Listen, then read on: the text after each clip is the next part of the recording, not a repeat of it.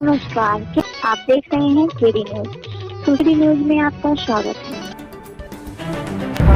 आज किस का भ्रमण है, क्या है दौरान? मेरा बनारस का कार्यक्रम है।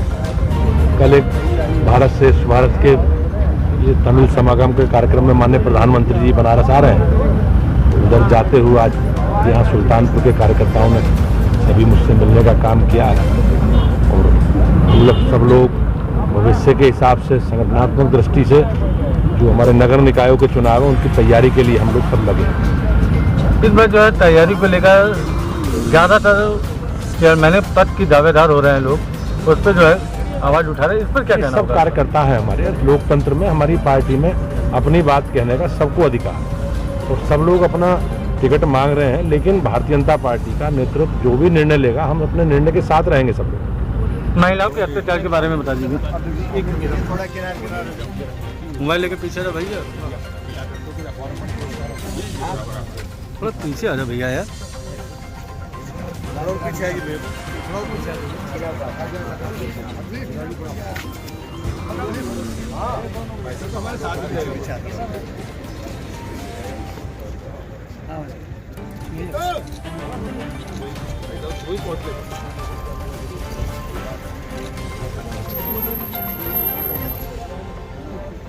अरे आराम से मिल रहे हैं, धक्का मुक्की न करें।